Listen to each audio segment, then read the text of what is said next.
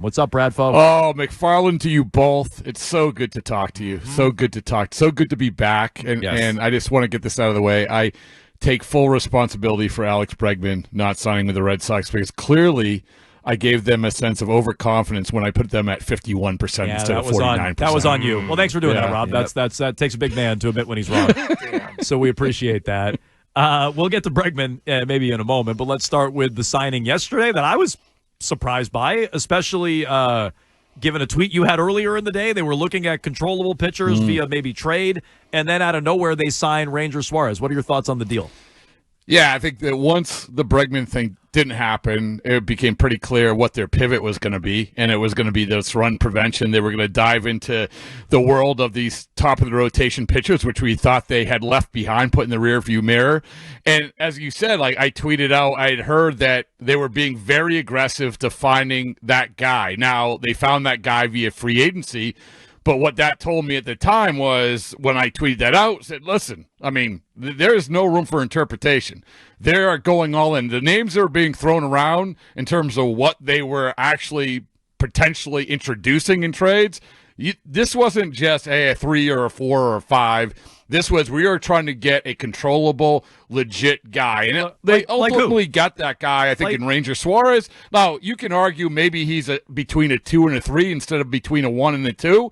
But at the end of the day, like, this was absolutely their pivot. This was absolutely their strategy. And through all of the conversation, the fact of the matter is that, you know, they're better today than they were yesterday. And unfortunately, we're sitting in the middle of January still saying the offseason's incomplete. Well, who were the names getting thrown around? Just to circle back to what you heard yesterday. Who were the names getting thrown around? I mean, you talk about all the pitching surplus that they have. You know, the Bayos, the Peyton Toleys, the Conley Earleys, the Kyle Harrisons, some of the relievers, David Sandlin, like all of them were. The best way I would say is they're introduced, because everyone freaks out about, oh, they're offering up. They're introduced. So, and then of course you have potentially Jarren Duran in the mix. So I think that my point is that they undeniably were investigating or looking into finding that guy, finding the next guy. And I think that ultimately when you get Ranger Suarez, when that was the answer, when that ultimately was the pivot, that I think they just probably allocated more money, more resources than any other team for Ranger Suarez, because we can't look at this signing and not say, wow, I mean, this is not only the money, not only the years, but you're giving up 2 draft picks. And for a lot of teams, that's a big deal. The qualifying offer is a big deal. So they wanted to get that guy one way or the other, no matter who it was. And this is who it was. Do you think Craig Breslow wanted Ranger Suarez? Yeah. Well, why? Because he doesn't have a good extension? Yeah, and he doesn't throw super hard. Nah, he's not super tall. He has a type of guy. Yeah. And, see, I don't buy into like that whole thing. It's sort of like with everything this offseason. Everybody is doing their best to figure out the formula. Everybody is doing their best to figure out this is what they're doing. This is how they're doing it. And I think that also leads to, well, this is the only type of pitcher that they have. So I do think, because you could go and say, hey, Framber Valdez for that sort of guy is more of along those lines. But I don't know if you know this, guys, the best analytic is outs, and they know that. So I think that they understand the value of Ranger Suarez, and they should understand the value of Ranger Suarez. He's a good pitcher. He is, as I said, they are better today than they were yesterday. He also does miss 8 to 10 starts a year, and I'm with you. I like Ranger Suarez. He's nails in the postseason. He was good in a big market, all that kind of thing. But all pitchers are fragile, but he specifically has like back, knee, all kinds of issues every single year. Last year, career high, contract year too, 157 innings. So career high 157. 157 innings. So how do we feel about that? Yeah, so there's a couple things that you have to keep an eye on when it comes to Suarez. Is that, number one, you look at the velocity. He's not a velocity guy, but the velocity has gone down a little bit over the last year. And, that's something to keep an eye on. Not the be-all, end-all, because that's not the type of pitcher he is. But you also look at, to your point, you also look at the last 2 Septembers. Not good. And I think he's ultimately, and this is gonna sound stupid because you just paid $5 million or 5 years, $130 million along with draft pick for the guy. But you're going to have to manage this because if you do get him to the postseason, as the Phillies found out, this guy is nails, man. This guy is nails in the big game. There's no room for interpretation when it comes to that. He's had enough postseason games. He's had enough experience with that. But you got to get him there. And we can't ignore, to your guy's point, September, the last couple of years have not been good. So, unfortunately, you are going to need extra pitchers to help get everybody. And I think this goes along with everybody in the rotation. You just roll it out and be 2004 all over again and say, here's our 5 guys. That's not how it is anymore. And I think that Ranger Suarez is an example of that. Rob Bradford joining us here on Jones and Keefe on WEEI. He's back Thursdays at 11:30, brought to you by McFarland Energy.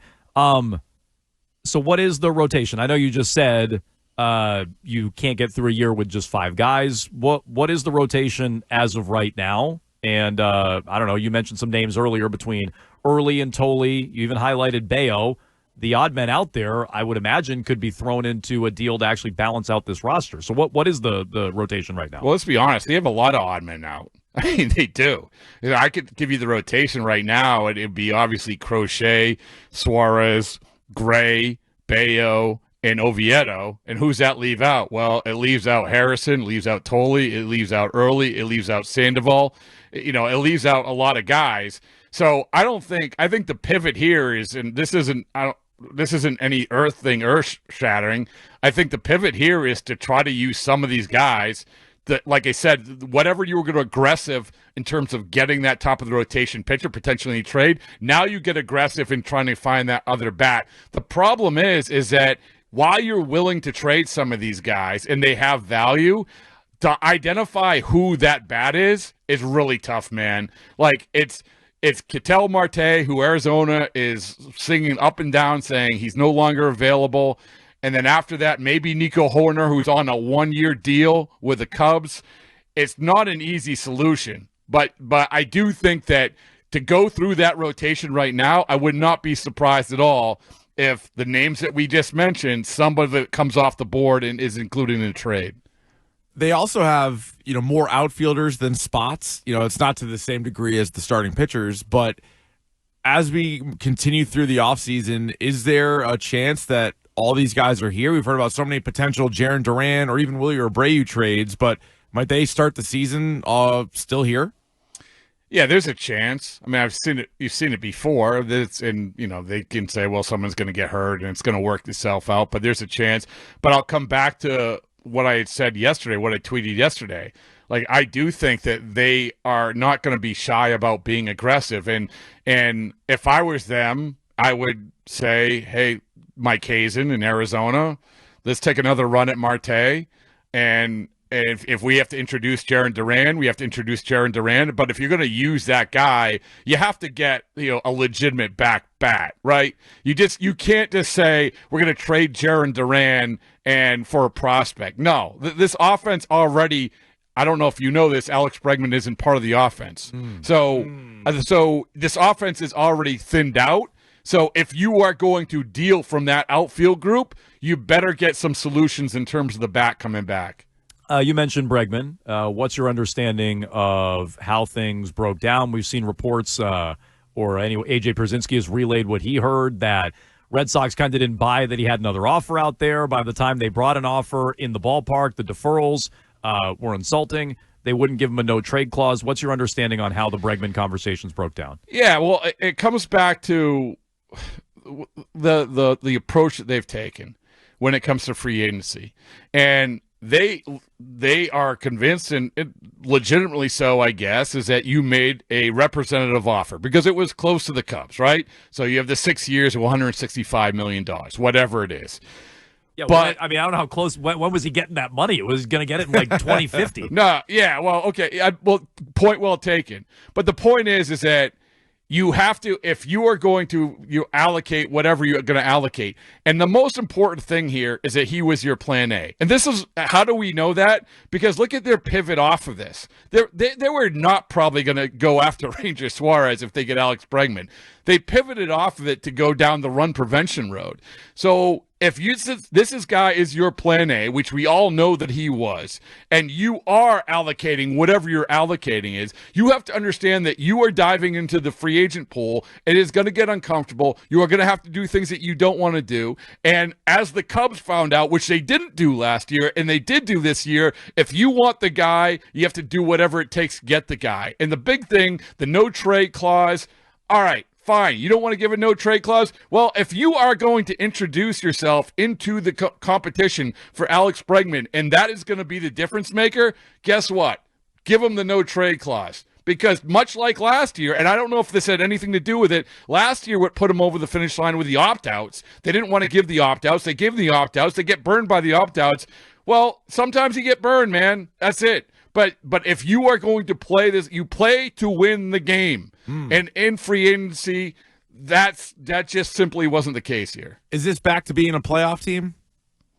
Yeah, I think they could still be a playoff team. The problem is that, we did a podcast today say who won the offseason. We don't know who won the offseason because whoever gets Kyle Tucker, whoever gets Bo Bichette, whoever gets these guys, if Toronto gets Kyle Tucker, they win the offseason. They're head and shoulders, not even close, I think, above everybody else. The Yankees, for the over-under win total right now, is still, despite not doing anything, is at the top, and they'll probably get Cody Bellinger.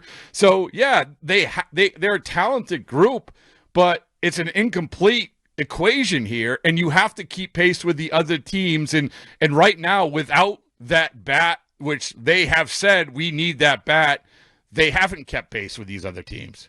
You like the percentages game. We asked you about this with Bregman. What percentage could he return? Could he not? I'll ask, just for a good laugh, what's the percentage on Bo Bichette to the Red Sox? 1.